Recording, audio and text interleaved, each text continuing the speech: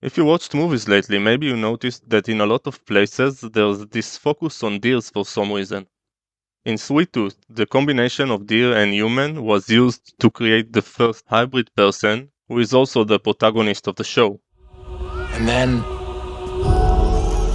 a miracle happened. They called them hybrids. Your kind. Deers were used in the Obama movie Leave the World Behind in a symbolic way. It is some kind of representation of the collapse of civilization. The animals, they know something that we don't. There's the show Shadow and Bone, and there was this report of a deer disease in Yellowstone. The zombie deer disease has returned, and experts say it's spreading. There were the photos of the famous Rothschild party, and I'm sure some of you watching this can think of other examples of deers in pop culture being represented in an unproportional way compared to their percentage in the population. So if you ever wondered what the deers mean, this video got the answers for you.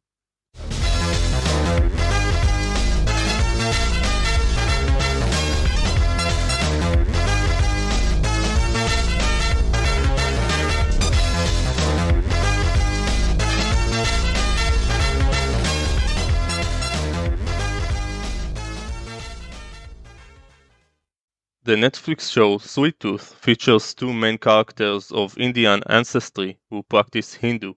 In one episode, one of them gifts the other with a statue of Ganesha, the Hindu elephant god.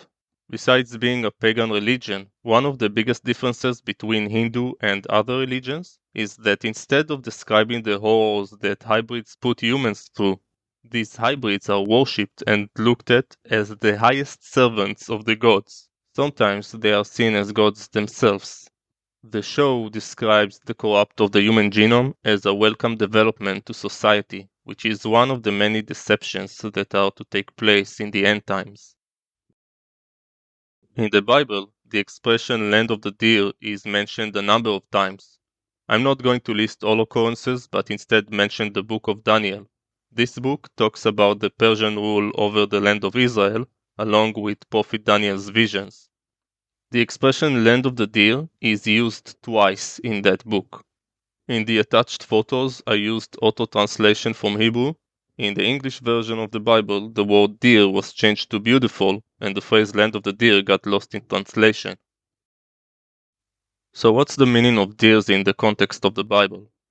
Each tribe of Israel had its own symbol, reminder of Yaakov's blessings to his sons. The tribe of Naphtali used deer.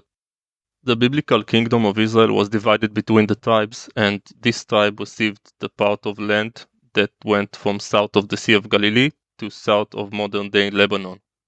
The expression land of the deer repeats a few times in the Bible without any explanation, so it could be a reference to this specific territory.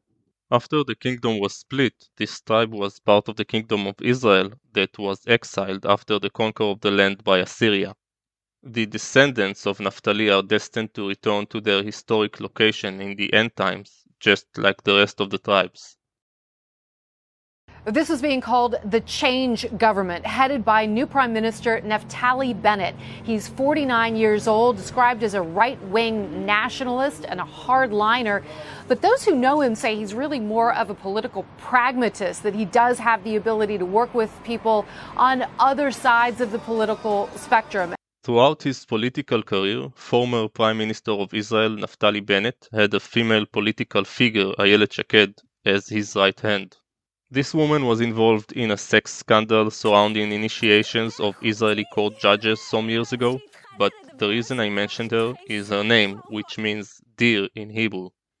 Naftali and Ayelet, Naftali and deer.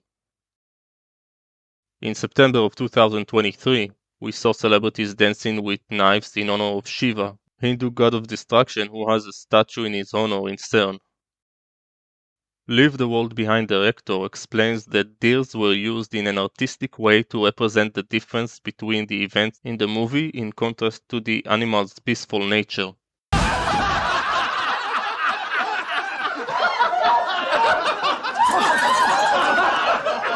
Here is the real reason they use deers. CERN is named after the deer god Cernunnos, a Celtic entity who was worshipped in England and according to Christian belief represents the Antichrist. A few years ago, a video of Elon Musk laughing at a dead deer became viral. Oh my god, dude. So fucking dead. Jesus. So Wait, is that a fucking real dead. picture? I think that's a real photo of a deer that probably jumped into a pool and then just fucking thrashed around and drowned. So that's Jesus, is that true? that's delightful. This connection is not coincidental. We are informed that deers and the Antichrist are connected. Musk talked about being Jewish all of a sudden. Soon he will claim to be a descendant of David, and finally he will convince the world that he is the Messiah. The scientists in CERN do everything to tell us that their purpose is to open portals to other worlds. The deals in honor of Cernunnos in the media and celebrities honoring Shiva is the Vatican's way of informing us that they opened the gate.